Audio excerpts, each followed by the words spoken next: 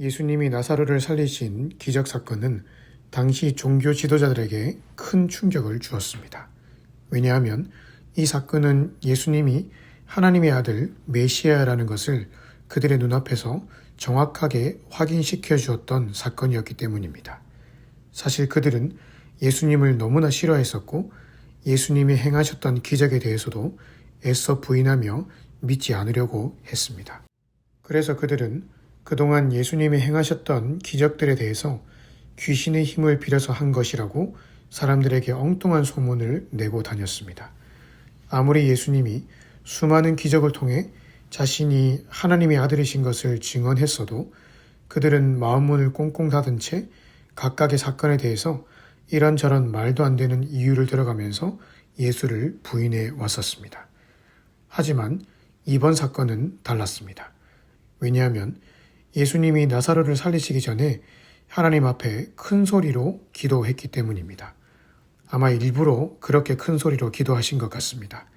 왜냐하면 하나님이 내 아버지 되신 것과 하나님이 내 기도를 듣고 계신다는 사실을 사람들에게 보여주기 위해서였습니다.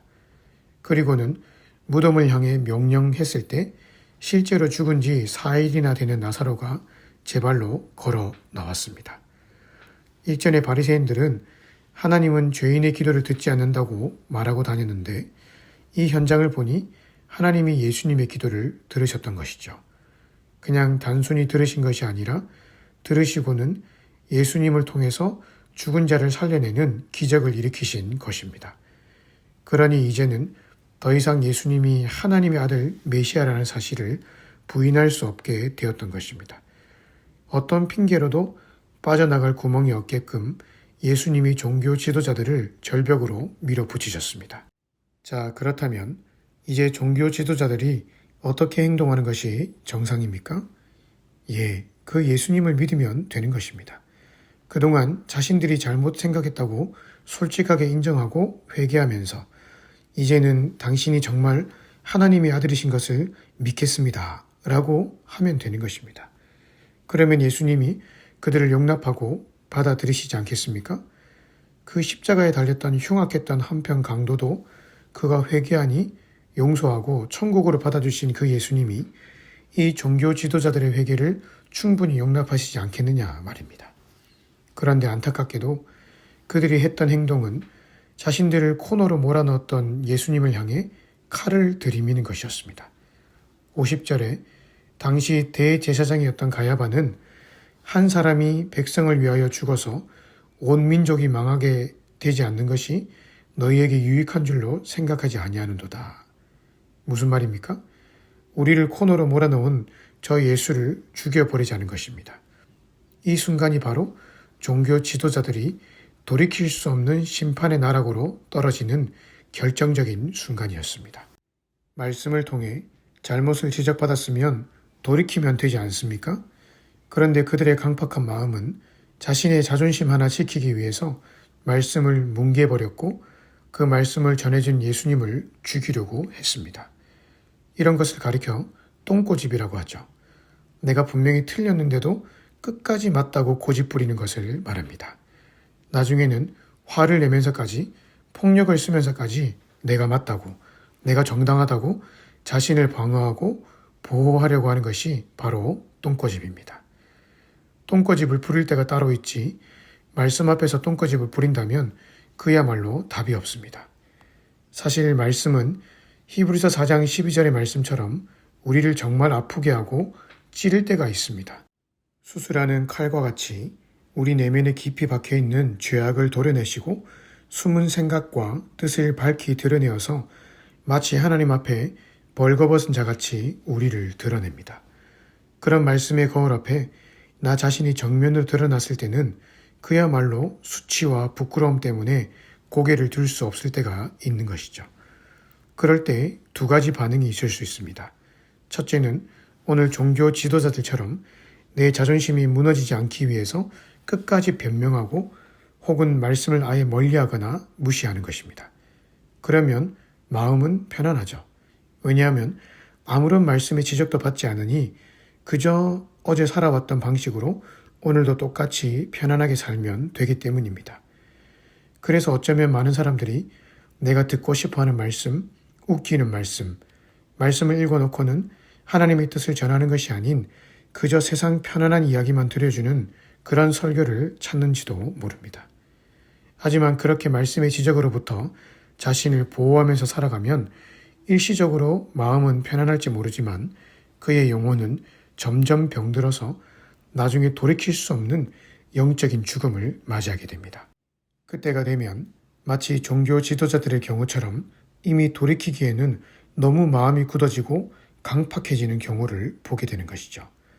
하지만 그렇지 않고 나를 코너로 몰아넣고 회개하기를 원하시는 하나님의 말씀 앞에서 나 자신을 그대로 내어놓고 애통하며 회개하는 마음으로 주님 앞에 나아가는 경우가 있습니다.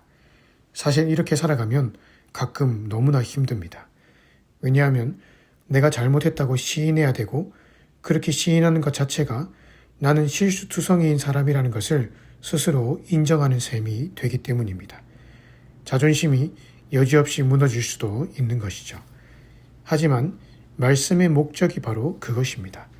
내 안에 하나님보다 높아진 생각과 자존심을 철저히 무너뜨린 후에 나는 십자가의 은혜 없이는 단 한순간도 살 수 없는 존재임을 자각시키는 것이죠. 그래서 나에게 더 십자가가 필요하고 그래서 내가 더 주님의 인자와 긍휼하심을 의지하며 살게 하는 것입니다. 그런 사람에게 하나님은 십자가의 깊은 은혜와 사랑을 경험케 하실 것이고 그래서 하나님의 은혜가 주는 영적 자신감 안에서 승리하며 살아가게 되는 것입니다. 오늘 하루 종교 지도자와 같은 강팍한 마음을 주님 앞에 내려놓고 대신 요한복음 2장 5절에 있는 가나 혼인잔치에서 물떠온 하인들의 마음을 달라고 기도하십시다. 그들은 마리아가 너희에게 무슨 말씀을 하시든지 그대로 하라 라고 할 때 자기 자존심, 경험 다 내려놓고 말씀이 지시하시는 대로 행했습니다. 그러자 물이 포도주가 되는 기적을 경험했던 것이죠. 오늘 하나님이 나에게 무슨 말씀을 하시든지 내가 그대로 하겠다고 하는 그 겸손하고 애통하며 회개하는 마음의 자세를 가지고 살아갈 때 우리의 물과 같은 인생이 포도주로 바뀌는 기적을 경험하게 될 것입니다. 오늘 하루도 나에게 말씀하시는 세미한 하나님의 음성에 귀를 기울이고 그 들은 바 말씀 앞에서 나 자신을 쳐서 죽이기까지 순종하며 살아가심으로 인해 승리의 삶을 살아가시기를 주님의 이름으로 축복합니다.